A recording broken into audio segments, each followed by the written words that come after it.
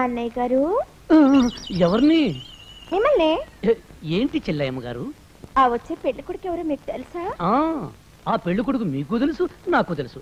అందుకే వాణ్ణి చూద్దామని. అవునులేండి. మాస్టర్ అన్న కొడుకు మీకు తెలియకుండా ఎలా ఉంటాడు? అబ్బాయి అచ్చం మాస్టర్ లాగే ఉంటాడటగా. ఏమిటండి అన్నయ్య గారు అంత దీక్షగా చూస్తున్నారు? అదే, ఆ బాబాయి కొడుకు విడివిడిగా వస్తారా, కలిసి వస్తారా, చేతులు కలుపుకుని వస్తారా, చేతులు భుజాల మీద వేసుకుని వస్తారా, ఎవరు ఎలా వస్తారో చూసి తరిద్దామని చూస్తున్నాను. చెల్లయ్యమ్మ గారు, పెళ్లి కొడుకు మాత్రం వచ్చాడు.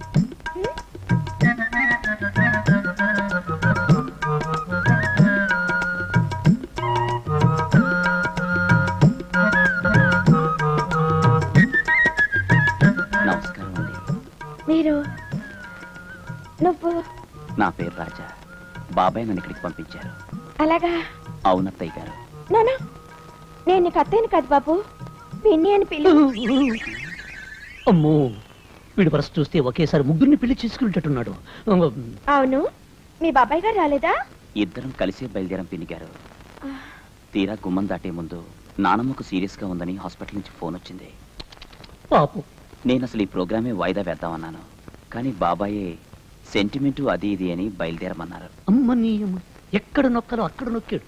కవల పిల్లలు ఒకేలా ఉండడం చూశాను, కానీ బాబాయ్ కొడుకు ఒకేలా ఉండడం ఇప్పుడే చూస్తున్నాను.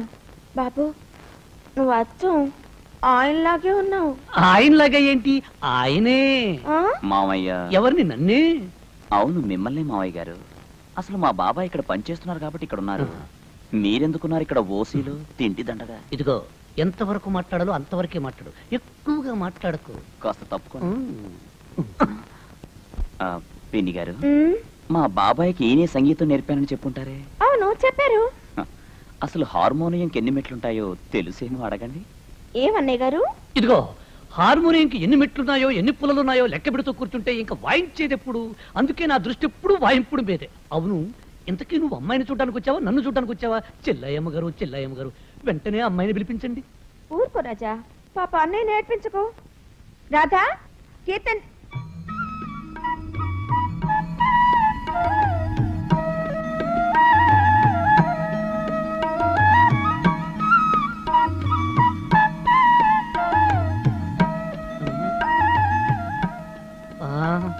నాయనా, ఇంతకు ముందు ఎప్పుడు ఎక్కడ ఈ అమ్మాయిని చూడలేదా? చూడలేదు. నా నాయనే, నా తండ్రి, వేటగాడు, కీటుగాడు, మోసగాడు, కేడీ నెంబర్ 1 వీళ్ళందరినీ విడివిడిగా చూశాను కానీ నాయన, అందరినీ కలిపి విశ్వరూపం చూపిస్తున్నావురా మహానుభావ. ఈ తల్లి కన్న బిడ్డవు. నోరు మూస్తా. అవును, ఇంత మాయకంగా ముఖాన్ని పెట్టగలుగుతున్నావు ఎలా నయన్నా?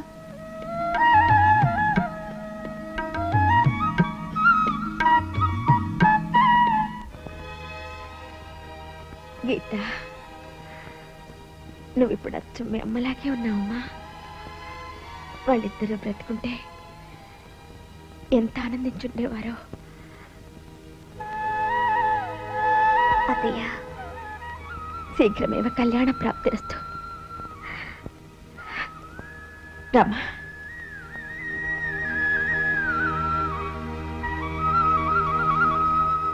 ఈ అమ్మాయి మా అన్నయ్య కూతురు గీత. నమస్కారం అండి. నీకు నచ్చిందా? నచ్చలేదని చెప్పమనండి, నేను వెంటనే ఇల్లు ఇరాక్ సద్దాం దగ్గరికి వెళ్ళిపోతాను. మీకంత రిస్క్ అక్కర్లేదు మావయ్య గారు, నాకు చాలా బాగా నచ్చింది. ఊరికి వస్తే ఎలాగున్నా నచ్చుతాను. నీకు గీత నచ్చింది, నువ్వు మాకు నచ్చావు. ఇంకే, మీ బాబాయ్ గారితో మాట్లాడి త్వరలోనే ముహూర్తాలు పెట్టిస్తాను. నన్ను ఆశీర్వదించండి. 10 కాలాల పాటు చల్లగా ఉండు బాబు. వస్తానండి. వస్తాను. మీ బాబాయిని మరీ మరీ అడిగినట్లు చెప్పు. అన్నయ్య గారు, కుర్రాడంటే ఇలా ఉండాలండి. ఏ మర్యాద, ఏ వణకువా. చెప్పడానికి మాటలే రావడం లేదు. రావటం లేదా? రావటం లేదు. వెళ్ళి మంచినీళ్ళు తాగండి.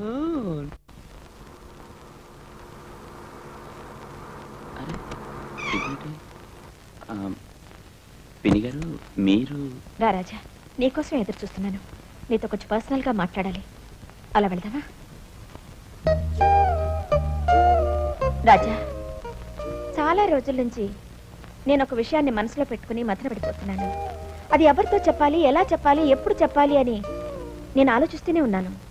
కానీ ఇవాళ నిన్ను చూశాక దానికి సరైన మనిషి నువ్వేననిపించింది. అందుకే నీకంటే ముందుగా ఇక్కడికి వచ్చి నీకోసం ఎదురు చూస్తున్నాను. నేను చెప్పే విషయం నీకు ఆశ్చర్యాన్ని కలిగించవచ్చు, కానీ నీ సహాయం మాత్రం నాకు కావాలి. నా సహాయమా? అవును రాజా, నాకు కుజదోషం ఉంది, మీ బాబాయ్కి కుజదోషం ఉంది. నాకు పెళ్లి కాలేదు, మీ బాబాయ్కి పెళ్లి కాలేదు. నేనంటే ఆయనకి, ఆయనంటే నాకు ప్రేమాభిమానాలున్నా ఇద్దరం బయటపడలేకపోతున్నా. అయ్యో, ఆయనకు అలాంటిదేం లేదండి. రాజా, ఈ వయసులో వీళ్లకు ప్రేమలు అభిమానాలు ఏమిటా అని నువ్వు అనుకోవచ్చు. కానీ మేము ఒకటి కావాలనుకునేది ఏ సుఖాల కోసం మాత్రమూ కాదు. మీరంతా పెళ్లిళ్ళై వెళ్ళిపోతే మాకు మాత్రం ఎవరున్నారు? అందుకే ఒకరికొకరు తోడు నీడగా ఉండాలని నేను ఆయన్ని పెళ్లి చేసుకోవాలని నిశ్చయించుకున్నాను. పెళ్ళా? అవును. ఈ విషయాలన్నీ మీ బాబాయ్తో చెప్పి మా ఇద్దరి పెళ్లి జరిగేలా చూసే బాధ్యత నీది. ఎందుకంటే నీ పెళ్లి గురించి మీ బాబాయ్ ఎంత కష్టపడ్డారు, అలాగే నువ్వు కష్టపడాలి. మీ బాబాయ్ నొక్కింటి వాడిని చెయ్యాలి. నేనా? అవును, నువ్వే.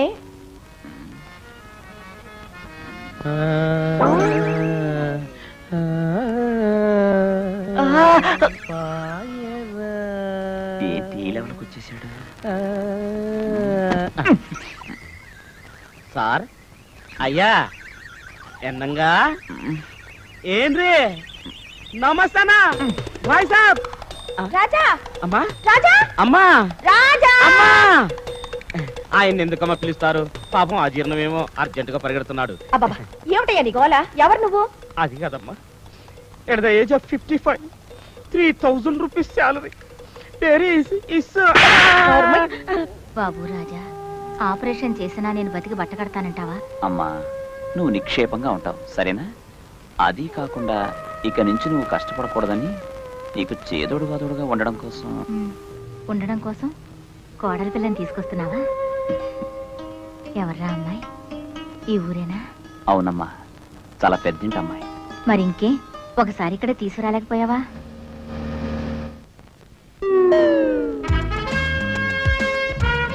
ఇదేమిటి ఈ ముసలిది ఇక్కడికి తయారైంది? అమ్మా, నాకు అర్జెంట్ పనుంది, మళ్ళీ వస్తాను. ఏం అర్జెంటో ఏం లోకమో, ఇలా వస్తాడు అలా ముఖం చూపించి వెళ్ళిపోతాడు. నమస్కారం అండి. నమస్కారం. మాస్టర్ తల్లి నేనే. మాస్టర్ తల్లంటే ముసలి డొక్కు అనుకున్నాను. వీళ్ళ కుటుంబంలోగానే అమృతం ఏమైనా తాగారా? అందరూ పడుచు వాళ్ళలాగే కనిపిస్తున్నారు. మాస్టర్ లేరా? ఇంతకు ముందే వెళ్ళిపోయాడే. వెళ్ళిపోయారా? సరేలేండి, నేను వచ్చింది మిమ్మల్ని చూడటానికే. మీరు? నా పేరు బాలా త్రిపుర సుందరి. మీ అబ్బాయి గారు మా ఇంట్లోనే ఉద్యోగం చేస్తున్నారు. చెప్పాడండి, మీ గురించి అంతా చెప్పాడు. అంతా చెప్పేశారా? ఏమని? మీరు చాలా మంచివారని, వాడంటే మీకెంతో అభిమానమని చెప్పాడు. అంతేకాదు, వచ్చినప్పటి నుంచి వెళ్లే వరకు వాడికంతా మీ ధ్యాసే అనుకోండి. వాడి గురించి నాకు ఏ దిగులు లేదు. లక్షణమైన చోట స్థిరపడ్డాడు. వాడో ఇంటివాడైతే నేను హాయిగా కళ్ళు మూస్తాను. అవే మాట్లాడండి, మీ ఆరోగ్యానికి ఏం పర్వాలేదు. మిమ్మల్ని మేము పువ్వుల్లో పెట్టి చూసుకో. అంత మాట అన్నారు మీరు, నాకదే చాలు. నన్ను మీరు అనకండి అత్తయ్య, నన్ను ఆశీర్వదించండి అత్తయ్య. వెళ్ళేస్తాను.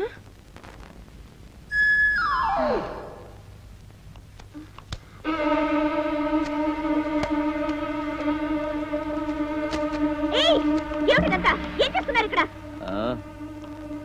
ఆ క్యాసెట్ ఎక్కడుందో చెప్పు. చెప్పు. ఏ క్యాసెట్? అసలు ఎవరు మీరు? ఏం క్యాసెట్? నువ్విలా ఎందుకు చెప్తావే?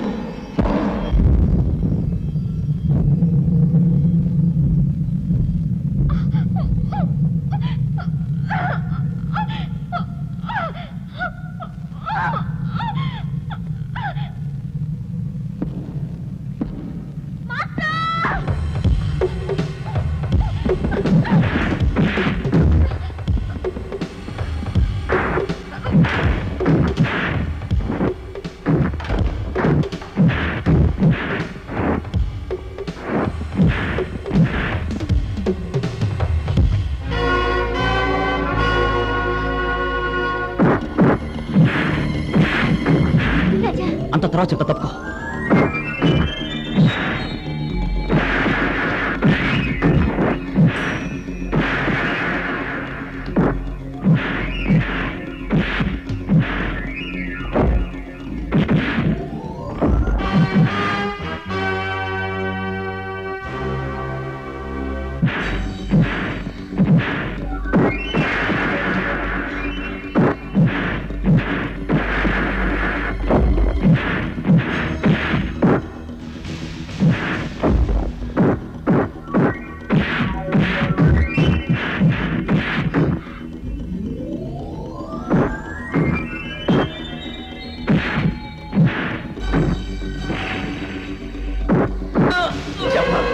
గీతను ఎందుకు ఫాలో చేస్తున్నారు?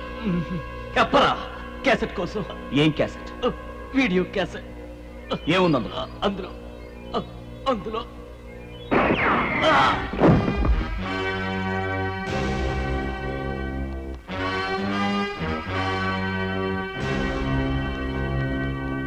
రాజా, నా దగ్గర క్యాసెట్ ఏమీ లేదు. నాకు అసలు ఆ క్యాసెట్ గొడవే తెలీదు.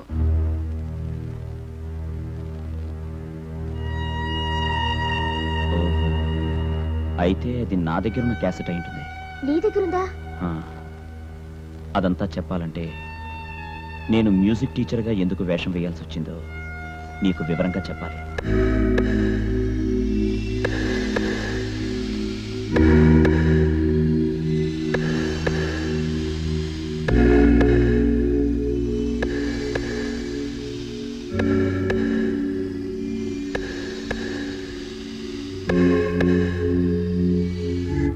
నాటీ ఫెలో, ఎంత నాటకవాడు. అవును, మరి ఈ విషయం అత్తయ్యకి తెలిస్తే? ఎప్పటికైనా తెలియాల్సిందేగా. సమయం చూసి నేనే చెప్తాను. అది సరే, ముందు వెళ్ళి ఆ క్యాసెట్లో ఏముందో చూద్దాం పద. నమస్తే సార్. నమస్తే, please come. Hello Viswanatham. Hello Krishnamurthy. ఏమయ్యా పార్ట్నర్, ఇప్పుడా రావడం? అందరితో పాటు నువ్వు కూడా టైంకి వస్తే ఎట్లా? పద లోపలికి వెళ్దాం. ఓకే.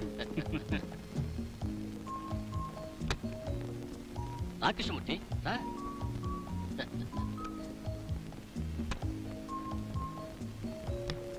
ఏమిటి విశ్వనాథం, ఇక్కడ తీసుకొచ్చావేమిటి? ఏమీ లేదు, నీతో కొంచెం మాట్లాడాలని తీసుకొచ్చాను. దేని గురించి? అదేనయ్యా, ఈ పెళ్లి సంబంధాల గొడవలో పడి ఆ నెల్లుగా నువ్వు అడుగుతున్న మన కంపెనీ అకౌంట్స్ నీకు చూపించలేకపోయాను. అవును విశ్వనాథం, డబ్బు విషయంలో ఖచ్చితంగా ఉండకపోతే ప్రాణ స్నేహితులు కూడా విడిపోవాల్సి వస్తుంది. That's my experience. అందుకే కృష్ణమూర్తి, ఈ రోజు మా ఇంటికి రిసెప్షన్కి వచ్చిన పోలీస్ ఆఫీసర్లు, బంధుమిత్రుల సాక్షిగా నీ అకౌంట్ సెటిల్ చేద్దాం అనుకుంటున్నా. ఈ రోజుతో నీ అకౌంట్ క్లోజ్.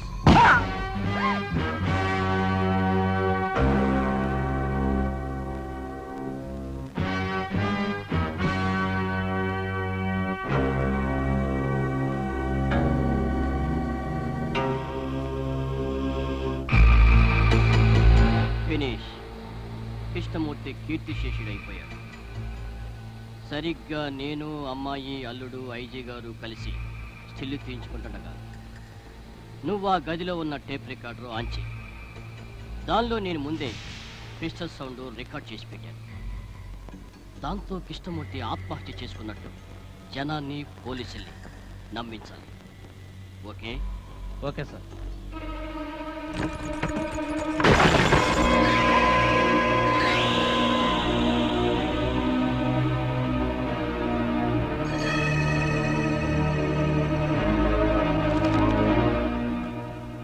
మీ ఇంట్లో మిగతా జనమంతా నా దగ్గర ఉన్నారు. వాళ్ళు కూడా వీడిలాగే కుక్క చావు చావకూడదనుకుంటే నేను చేసిన మర్డర్కి ఒకే ఒక ఎవిడెన్స్ అయినా క్యాసెట్ని పట్టుకుని సూసైడ్ పాయింట్కి రా. ఆలస్యం చేశావో ఒక్కో శవం నీకు ఇలాగే చేరుతూ ఉంటుంది.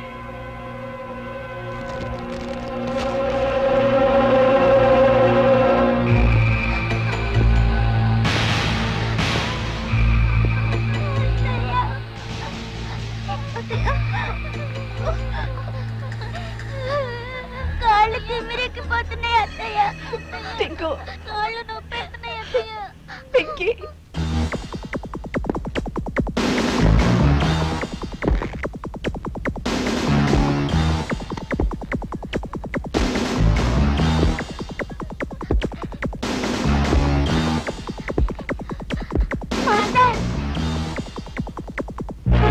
ముసలి ఫోజులు మాయ వేషాలు ఎందుకురా?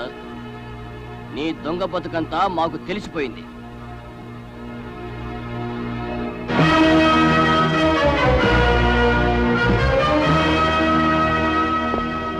ఇప్పుడు నీకు ఓకేనా?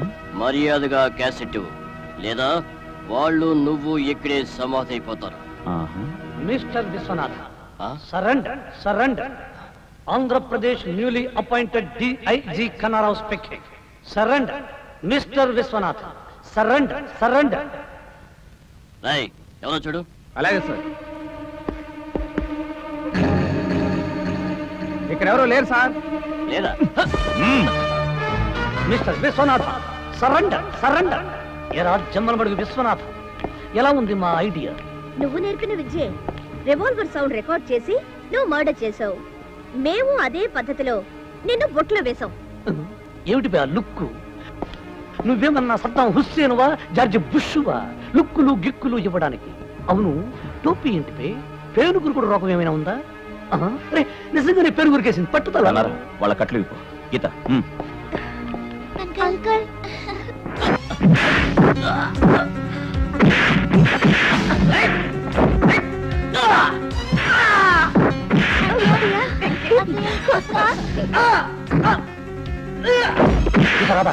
అత్తని పిల్లల్ని తీసుకుని మీరు ఇంటికి వెళ్ళిపోండి. నేను వెళ్ళిన చూసుకుంటాను.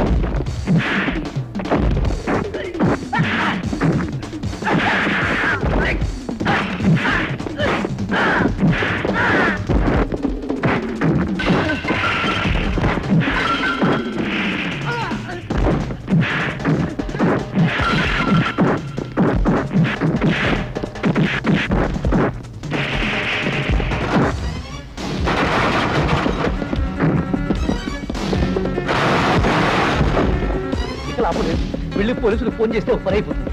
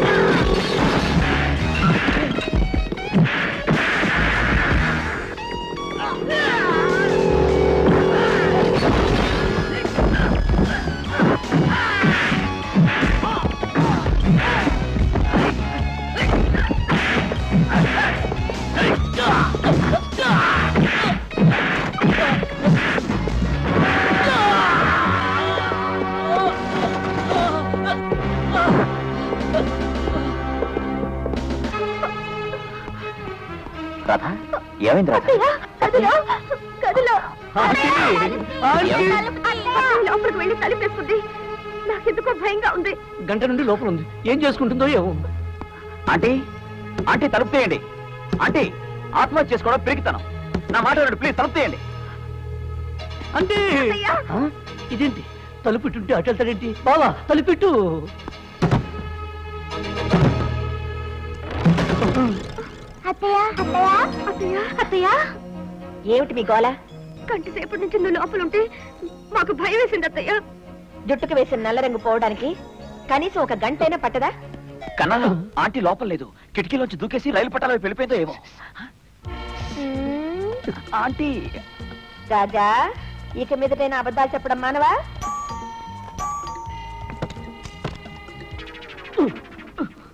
ఓరి దుర్మార్గుడా, నువ్వా? నీ మూలంగా నేను రోడ్డున పడి ఎండనక వాననక రాళ్లల్లోనూ రప్పల్లోనూ కుక్కలా తిరిగి తిరిగి చివరికి ఇలాంటి దిక్కుమాలిన పరిస్థితికి రావాల్సి వచ్చింది. అంతేకాదు, కనిపించిన వాళ్ళందరినీ అడిగాను, అయ్యా ఇస్లాండ్ ఎస్టేట్ ఎక్కడా, అమ్మా ఇస్లాండ్ ఎస్టేట్ ఎక్కడా అని. ఇస్లాండ్ ఎస్టేటా? అది ఇస్లాండ్ ఎస్టేట్ కాదండి, ఐలాండ్ ఎస్టేట్. ఓహో, అలా కూడా అనొచ్చా? అలా కూడా కాదు, అలాగే అనాలి. ఇస్లాండ్ చిచి ఐలాండ్ ఎస్టేట్ ఓనర్ గారు ఈవిడే. నమస్కారం అమ్మా. మాస్టర్ గారు, ఎలాగైతేనే మీ పేరు చెప్పుకుని మా అమ్మను కాపాడుకున్నాను. అంతేకాదు, త్వరలో పెద్దింటల్లుడు కూడా కాబోతున్నాడు. అంటే అసలు